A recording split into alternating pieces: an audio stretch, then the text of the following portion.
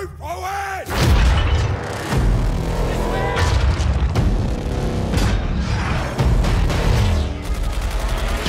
Get ready, man! Battlefield 1 has one of the most epic first-person shooter multiplayer experiences of all time. You heard me right, all time. World War I is a setting so rarely touched by game developers that not even Call of Duty has made a game set in this time period. Ultimately, this decision would make for one of the most epic and brutal gameplay experiences the Battlefield franchise has ever seen. The amount of hype that was generated after the release of the first trailer in May of 2016 was massive. At the time, people were ready for something new and different to stray away from the tired, futuristic, jetpack-oriented gameplay that almost every other popular shooter adapted at the time. Call of Duty, Halo, and Titanfall all felt like they were trying their hardest to be like each other instead of maintaining their own unique identity through this time period. This resulted in a landscape in which a lot of the big budget AAA FPS titles all felt very similar and feature bloated. In other words, they started getting stale. Enter Battlefield 1. A return to form for not only the Battlefield franchise, but the shooter genre as a whole in 2016. Call of Duty and Halo would both later return to their roots in their releases instead of continuing their trend-chasing fever dreams released during this time period. One of the most notable aspects of Battlefield 1 is the aesthetic. Every detail of this game feels like it was very meticulously designed and handled with extreme care. There is not a single weak link in the presentation of this game, even 6 years later. The game is an absolute marvel to look at and listen to as you run to your next objective.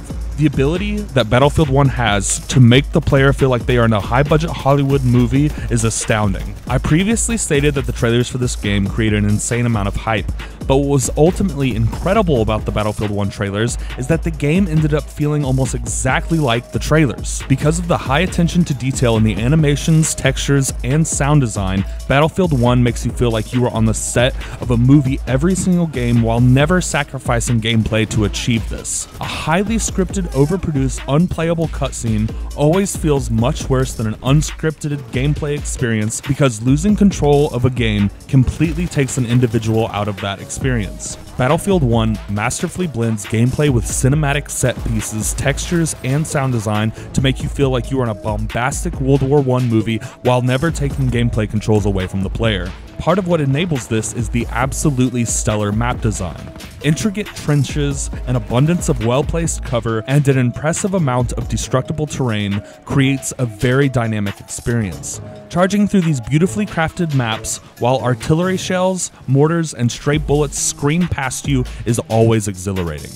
Another key aspect of the aesthetic is the sound design, and it is absolutely perfect. It is truly incredible how well they were able to blend the sounds of World War I into this game. Artillery, tanks, mortars, gunshots, up close and from afar, all add to the intense and horrific feeling that you are actually running through a World War I battlefield. I've already stated I truly believe that this game has one of the most epic multiplayer experiences of all time. Conquest, Operations, and Rush in Battlefield 1 are some of the most action-packed, adrenaline-pumping games I've ever played. Objective-based combat mixed with the World War I themed weapons, maps, vehicles, and behemoth set the bar so high for Battlefield titles to come.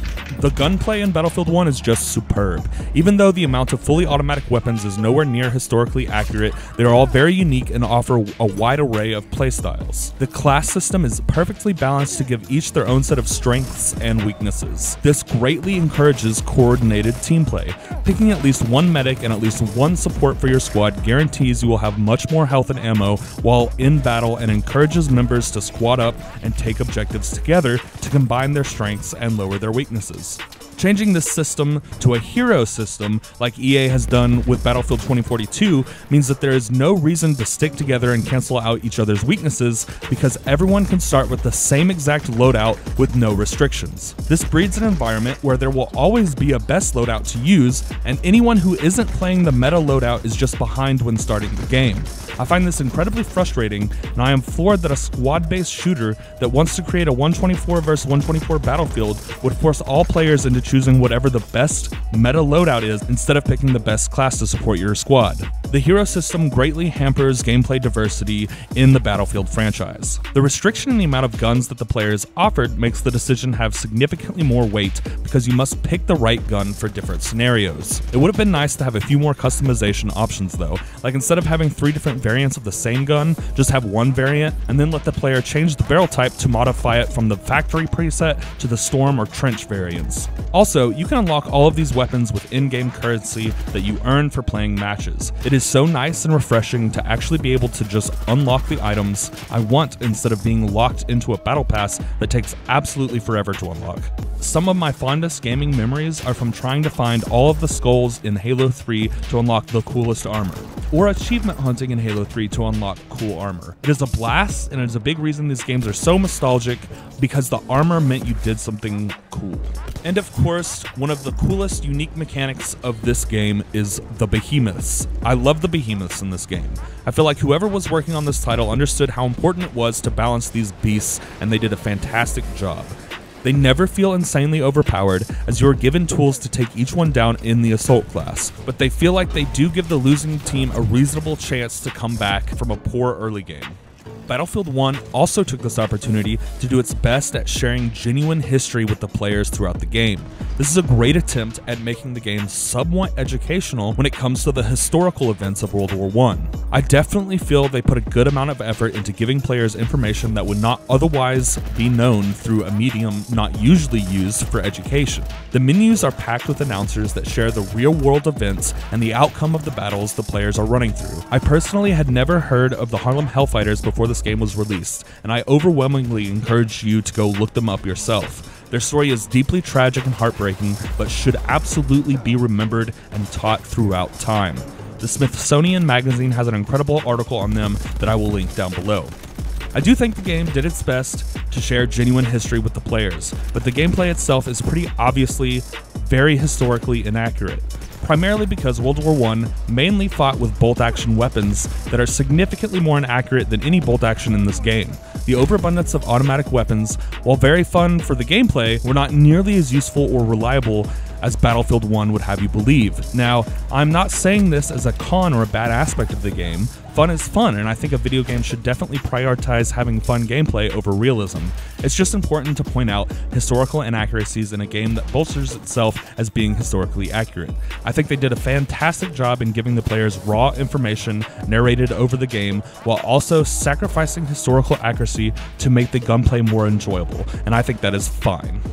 In conclusion, after 6 years, this title still feels unmatched in its brutality and intensity. The grim setting of World War I is vividly brought to life in every way possible. The sprawling maps, meticulously crafted aesthetic, and blood-pumping gameplay keeps you on the edge of your seat the entire time. Infantry charges through artillery explosions and mortars breaking overhead will never get less terrifying in this epic first-person shooter, while maneuvering nimble planes, beastly tanks, and massive behemoths will always feel monstrously empowering. It is hard to ever find a dull second in this absolute masterpiece of a multiplayer title. I'm feeling an easy 10 out of 10, but maybe that's just because I'm easy. Who knows? If you have made it this far into the video, I cannot thank you enough. It means the world to me that you would share some of your time watching my videos. While I was in the middle of producing this video, Battlefield 1 had a huge influx of players, making it much easier to get some great clips for the video. Absolutely perfect timing on that one, honestly. I hope you enjoyed my review of Battlefield 1 6 years after launch, and if you did, please consider leaving a like or a comment. It greatly improves my video's performance and also just always makes my day. If you did enjoy my content, maybe consider subscribing for future videos. I've got a few in the works that I'm really excited to release. Thanks again for watching. Remember, love yourself always, and hopefully I will see you all in the next video. Oh, yes, I shot the fucking plane down too. Fuck you, plane.